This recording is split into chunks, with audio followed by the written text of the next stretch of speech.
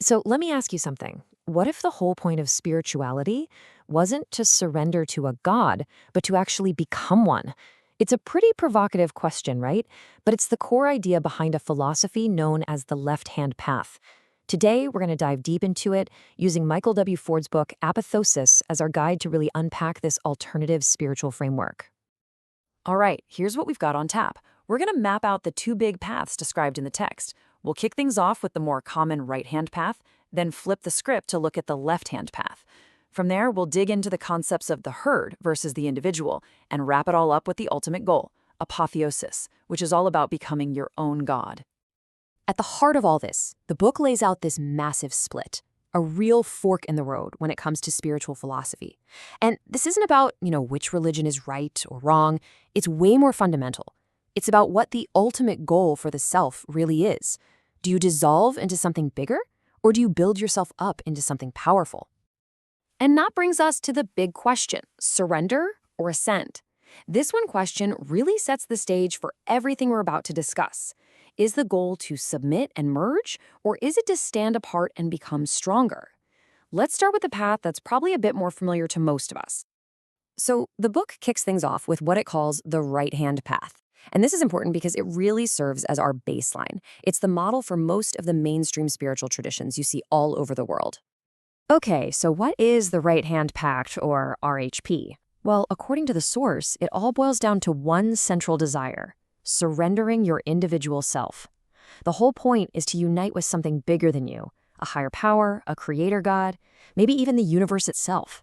The idea is to just dissolve your own consciousness into that greater whole.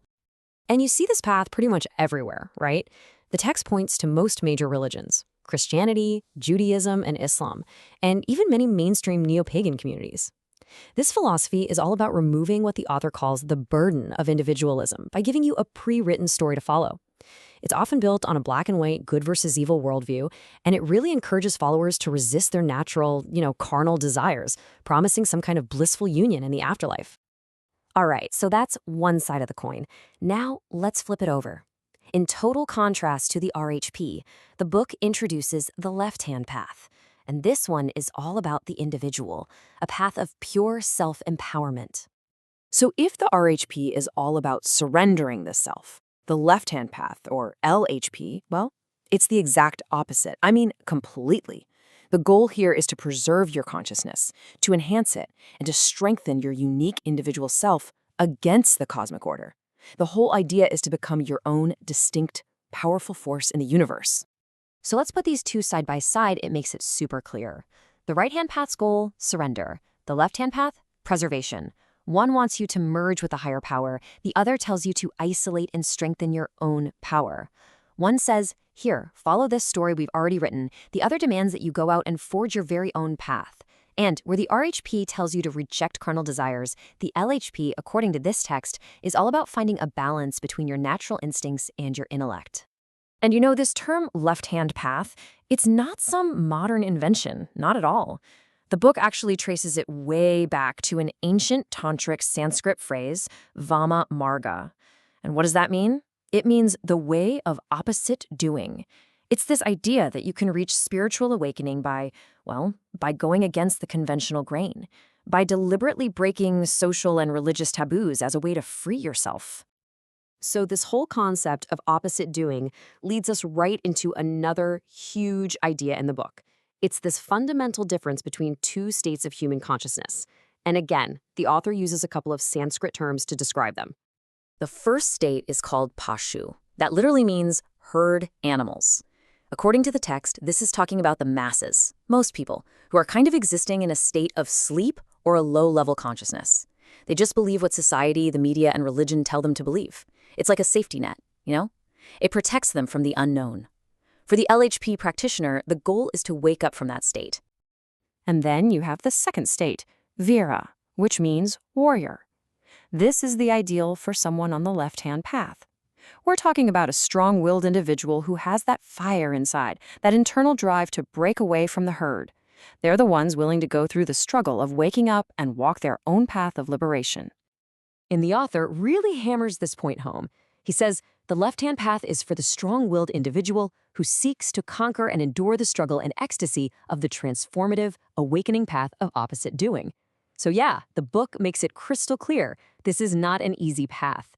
It's presented as a challenging journey, really only for those with the guts to question everything, to face their own weaknesses head-on, and to forge their own mental weapons. Okay, so if that's the path, where does it actually lead? What's the destination? Well, the book defines the ultimate goal of the left-hand path with one single, incredibly powerful word: apotheosis. Apotheosis. It literally means to become a god. But in this philosophy, it's not like some one-time event where lightning strikes and you're suddenly a deity. It's a continuous state of being. You get there by building up your personal power, your insight, your wisdom over a lifetime of self-directed work. Basically, you become the one and only governing force in your own life. You call the shots. The book actually gives us a symbol for this whole process. It's called the Triad of the Morning Star. And the easiest way to think about it is like a road map, a map for achieving apotheosis that breaks the journey down into 3 distinct but connected stages. So, how does this roadmap work? Well, it all starts with liberation. This is where you identify and just smash all those restrictive beliefs, all that social conditioning you got from the herd. Once you're free, that leads to illumination. This is where you start gaining the real knowledge and insight you need to actually shape your own life, according to your own will. And when you put those two together, they lead to and sustain apotheosis, that continuous state of personal power where you are the god of your own world. And that really brings us full circle. This philosophy we've been looking at is all about total self-accountability and this really radical idea of self-deification. It defines apotheosis as becoming the god of your world. That's a huge concept to wrap your head around, isn't it? And it leaves us with one final, really essential question to think about. What does that actually mean to you?